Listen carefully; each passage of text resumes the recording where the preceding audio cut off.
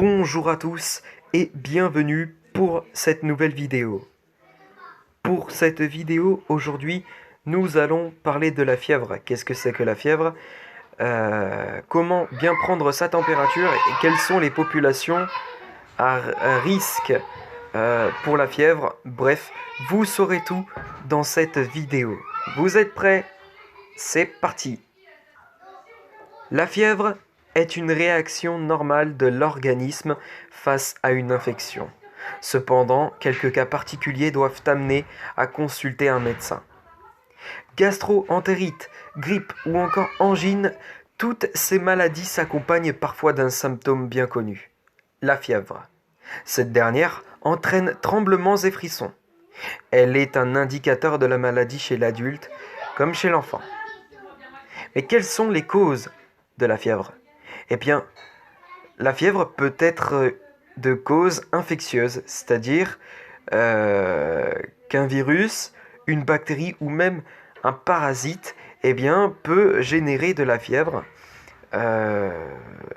Et voilà. Donc, dans ces cas de figure, dans les causes infectieuses, nous retrouvons les causes virales, donc le virus, les causes bactériennes, les bactéries, et les causes parasitaires. Donc les causes, tout ce qui est parasite, c'est-à-dire paludisme, bref, voilà, à peu près de tout. Voilà. Mais il y a aussi des causes comme des coups de chaleur qui peuvent amener à faire monter la température corporelle. Évidemment, quand on reste trop exposé au soleil, notre corps peut se réchauffer en un rien de temps, notamment lors d'une canicule, et c'est ce que l'on appelle un coup de chaud. Et si vous ne faites rien, vous pouvez tomber dans le coma et en mourir.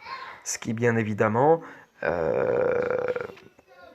est très dangereux. Donc c'est ce que l'on appelle l'insolation ou coup de chaleur, si vous voulez. Mais la fièvre peut aussi être d'une cause, par exemple, il peut y avoir d'autres causes. Il peut y avoir le choc, hein, le choc lors d'une blessure. On peut devenir fiévreux après une blessure, hein, c'est possible. Voilà, voilà. Enfin bref, voilà. Bien. Qu'est-ce que la fièvre?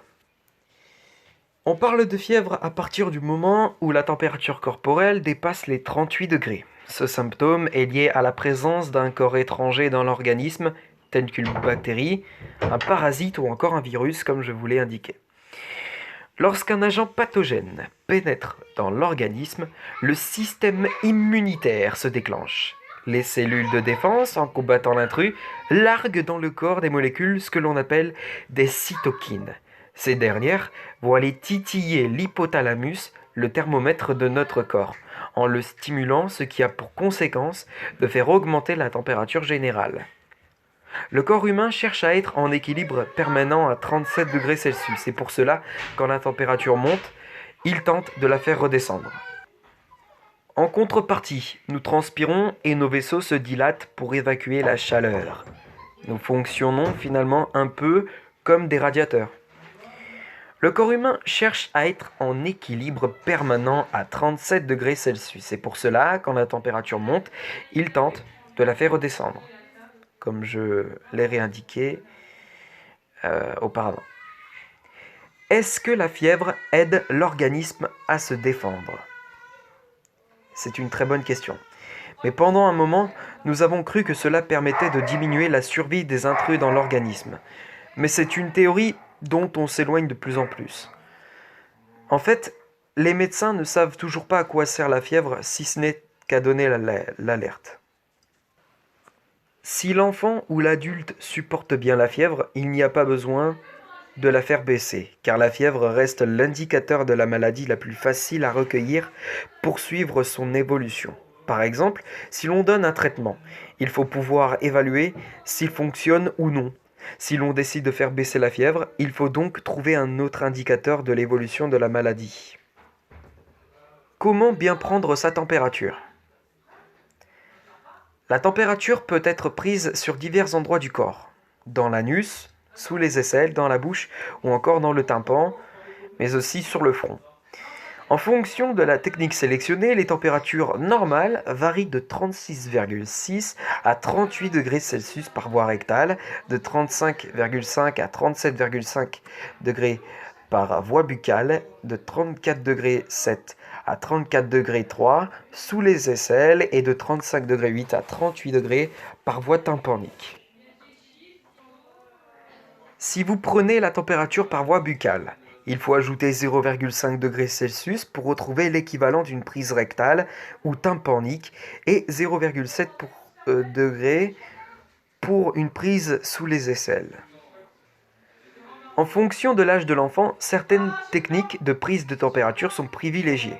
De la naissance à 2 ans, le premier choix est par voie rectale, par le rectum, pour obtenir une mesure exacte. Le deuxième choix est par voie axillaire, c'est-à-dire sous l'aisselle, et au moindre doute, prise de température rectale. Pour les 2 à 5 ans, le premier choix est par voie rectale, pour obtenir une lecture exacte. Le deuxième choix est par voie tympanique, par l'oreille, et le troisième choix est par voie axillaire, donc sous l'aisselle. Pour les plus de 5 ans, y compris les adultes, on a 3 choix, tout comme les 2 à 5 ans. Vous avez donc le premier choix qui est par voie buccale, par la bouche donc, pour obtenir une lecture exacte. Le deuxième choix est par voie tympanique, par l'oreille, et puis le troisième choix est par voie axillaire, sous l'aisselle donc. Quelles sont les populations particulièrement à risque en cas de fièvre?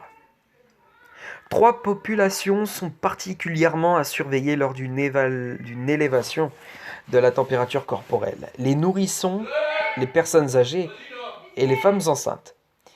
Il faut faire attention aux convulsions hyperthermiques, ce qui est lié à un trop-plein de chaleur chez les nourrissons. Pour cela, même quand l'enfant a de la fièvre, il faut faire attention à ne pas trop le couvrir, mais également à le rafraîchir, à le réhydrater et à aérer les pièces. Les personnes âgées, elles, sont à risque de déshydratation et de perte d'appétit durant les épisodes fiévreux. Enfin, il faut orienter les femmes enceintes vers un médecin, car la fièvre peut s'avérer néfaste pour la grossesse. Quand faut-il consulter un médecin? Cela ne dépend pas uniquement de la fièvre, mais de l'état général de la personne. La fièvre ne donne aucune indication sur le niveau de la gravité de la pathologie. Certaines fortes fièvres d'origine grippale ne seront pas graves du tout, alors que des fièvres plus légères pourront cacher des infections bactériennes plus inquiétantes. Quelqu'un qui présente une fièvre de 39 degrés Celsius, mais qui va bien, c'est toujours moins inquiétant que quelqu'un qui a 38,1 degrés Celsius de fièvre, mais qui ne peut plus bouger de son lit. En revanche, une fièvre prolongée, qui dure au-delà d'une semaine, ou une fièvre de retour du voyage, doit impérativement donner lieu à une consultation médicale. Comment traite-t-on la fièvre? Eh bien, il y a 3 traitements possibles contre la fièvre. Le paracétamol, tout ce qui est Doliprane, Dafalgan, l'ibuprofène, tout ce qui est Nurofen, et encore l'aspirine, qui est utilisée notamment dans certains cas, comme la fièvre.